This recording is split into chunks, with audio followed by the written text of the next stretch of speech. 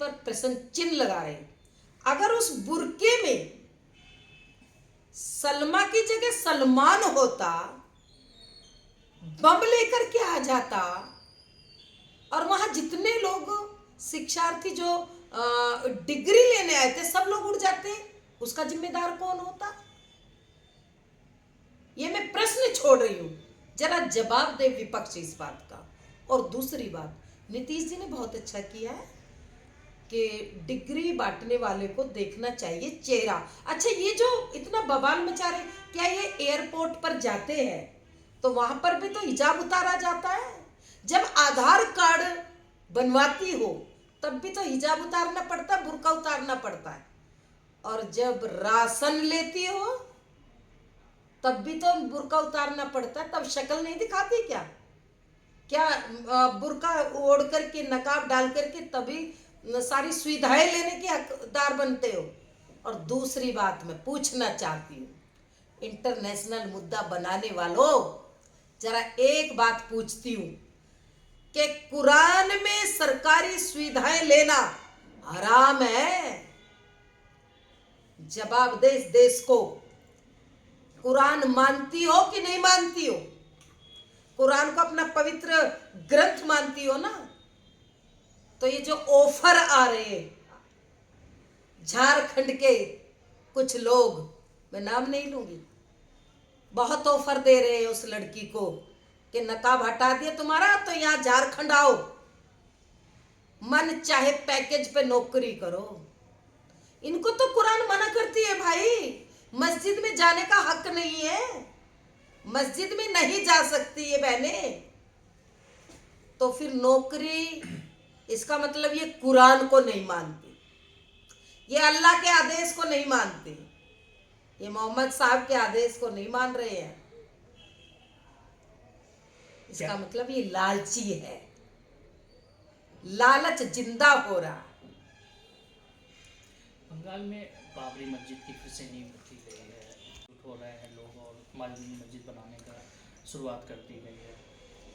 देखिए, बाबरी मस्जिद हिंदुस्तान में कहीं नहीं बननी चाहिए।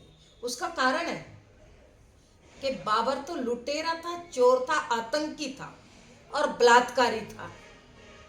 बलात्कारी के नाम से हिंदुस्तान में बंगाल के अंदर जो बाबरी मस्जिद की नींव रखी, वो बहुत सरासर गलत कार्य हुआ है। और कोई बात नहीं, अभी तो बंगाल में ममता दीदी है ना, अब चिंता न करिए, चुनाव आ रहे हैं, अब की बार ममता दीदी का पत्ता साफ हो जाएगा, भारतीय जनता पार्टी की सरकार होगी, फिर वहां बंगाल के अंदर बाबर के नाम की कोई मस्जिद नहीं दिखाई देगी। बंगाल में आप हिंदुओं की स्थिति कैसे है, क्या स्थिति में है हिंदू वहाँ पे? देखिए, मैं ANI चैनल के माध्यम से एक बात करना चाहता हूँ। हिंदुओं, जहां जहां सनातनियों तुम्हारी संख्या घटी, वहां हिंदुओं पर अत्याचार हुए।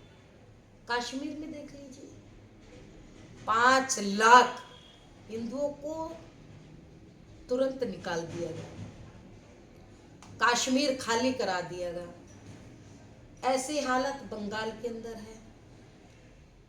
जहां जहां हिंदू कम होता है वहां वहां समस्याएं खड़ी होती है। इसलिए हिंदुओं, अपनी संख्या पर भी ध्यान दे लो, अपनी संख्या भी बढ़ा लो। उनके यहाँ कहते हैं हम 4, हमारे से 74, वो 74 पैदा कर रहे हैं, 40-50 से 74 पहुंच गए, और तुम 2, हम 2, हमारे 2। अब कहने लगे कि शेर का बच्चा एक ही अच्छा। अब 30-40 साल में भाई इनकी शादी होती है, तो अब बच्चे करने से मना करते, कहते बच्चा ना बच्ची, हमें नींद आए अच्छी। हिंदू भविष्य क्या होगा, हमें तो सोच कर, ये सुन करके, सोच करके, इस पर चिंतन करके डर लग रहा है। कुछ सोचो, सारे काम सरकारें नहीं करेगी, कुछ काम हिंदू तुम्हें भी करने पड़ेंगे। अपनी रक्षा चाहते हो तो अपनी संख्या बढ़ाओ, अन्यथा सरकारों को भी ध्यान देना चाहिए कि 2 बच्चों का कानून, 3 का, 4 का, कुछ तो लेकर के आए। जनसंख्या उनकी बढ़ती जा रही, 3% से 30% हो गई। और हमारी घटती जा रही।